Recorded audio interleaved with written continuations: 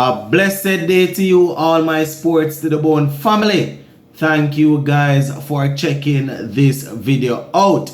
Yes, my peeps, so there are quite a few stories that I want to work my way through in this one.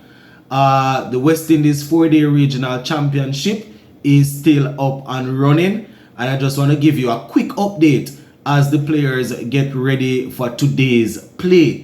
Also gonna take a look at the West Indies women captain Hayley Matthews saying that the team is ready for their first game in the T20 World Cup. Think they're gonna take on England. So we're gonna go through that interview, let you guys hear exactly what the captain had to say. Plus, we see where Shimran Hetmaya's team over there in the UAE T20 League was able to get the better of Karen Pollard's team. So Pollard had a good knock, but his team was not able to get the job done. So I'm gonna go through and let you know how the West Indians performed in that game there. So yeah, just hit that subscribe button as usual if you have not yet subscribed. Alright, so let's get straight into it now, my peeps. So starting off with the 4-day regional championship. So the Trinidad and Tobago Red Force, they are currently leading the Leeward Island Hurricanes by 175 runs. Yeah, man. So scores in the game: Trinidad and Tobago Red Force 418 for 9, and as I would have reported yesterday, Darren Bravo getting an even century.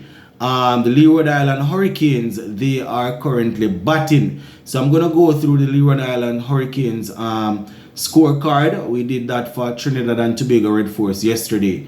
So the top scorer so far, Casey Carty, missing out on a century, actually got 95 of 203 deliveries. So Casey Carty there missing out on a century. We see Raheem Cornwall, he's still at the crease on 33 from 68. So he will be looking to see how much he can go down, how close he can take the team to that total of 175 that they are still trailing by. As it relates to the wicket takers for Trinidad and Tobago Red Force so far, we have Kai Repair picking up 2 wickets and Brian Charles also picking up 2. The leg spinner Yannick Karaya has also picked up 2 wickets. So that is how that game there is going. The Jamaica Talawas now, my people, really the Talawas, the Jamaica Scorpions, they were defeated by the Barbados Pride. You understand? Barbados Pride getting a comfortable victory. I think the scores in the game: Jamaica Scorpions 140, Barbados Pride 215. Scorpions went back in, got 151, and Barbados Pride ended, I think, round about on 74 for 4, so winning that game quite easily. Top scorers in the game for Scorpions: Jamie Merchant 35 and Gilzine 32 in the first innings. In the second innings for Scorpions, Kirk McKenzie getting 56 of 78. Good to see him getting amongst the runs. And Gordon Bryan getting 42 from 64. Top scorers for Barbados Pride: Shane Mosley getting 82, Shane Dorrich 64, McCaskey 26, and Jonathan Drake 19. Those are the guys that did the work for them. In terms of the bowling, we see Hakeem Jordan and Shamar Springer getting some wickets. For Jamaica, Marquino Minley and Patrick Harty also picking up a couple of wickets there. So that is how that game ended. Shout out to the Barbados Pride for securing that one quite comfortably. Alright, the final game, the Windward Island Volcanoes going up against the Guyana Harpy Eagles. And the Guyana Harpy Eagles need 259 more runs to probably to take victory. You understand? Windward Islands, let me give you the scores in the game. Windward Islands 294 and 168. Guyana Harpy Eagles 169 and 35 without loss. So they are definitely looking forward to getting the job done. The Windward Island Volcanoes, in their second innings, they didn't have anybody scoring a lot of runs. We had Preston McSween getting 25, Sunil Ambrose getting 26.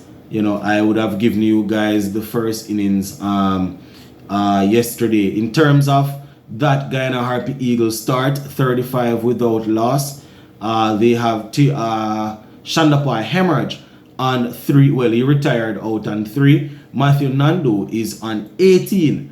And Tevin Imlak is on 13. So that is how it is looking, my peeps. That was quite a journey to go through all 3 games. But, just wanted to give you guys that information real quick.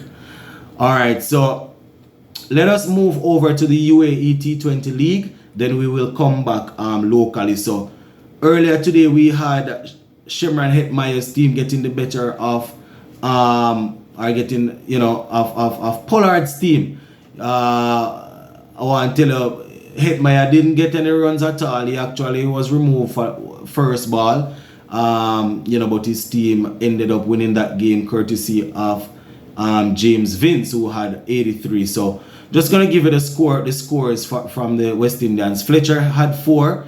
Pollard, as I said, did well, got 57 from 35. Nicholas Pooran had 29 from 25.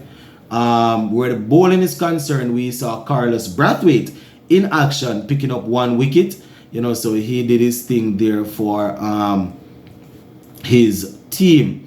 Now, in reply, as I said, Shimran Hetmeyer, he wasn't able to get on the scorecard. He actually was removed without scoring.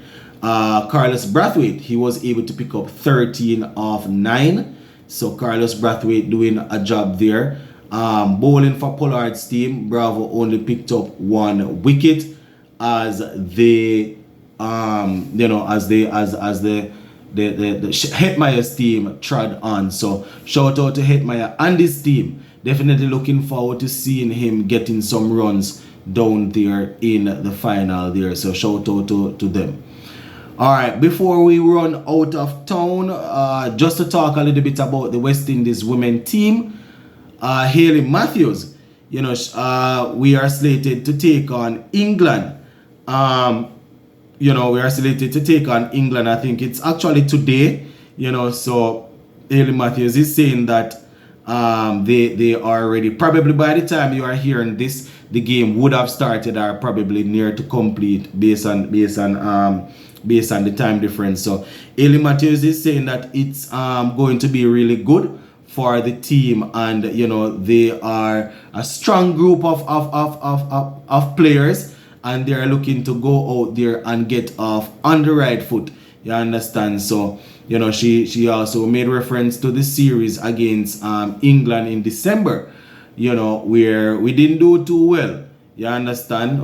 According to her, we learned a lot, but they are definitely going to be giving it their best shot. So we're going to keep a close eye on it, my peeps, and I will definitely update you as to how they perform. So I'm going to leave this one right here for now until we touch base again. Sports to the bone, keeping you informed. Big up.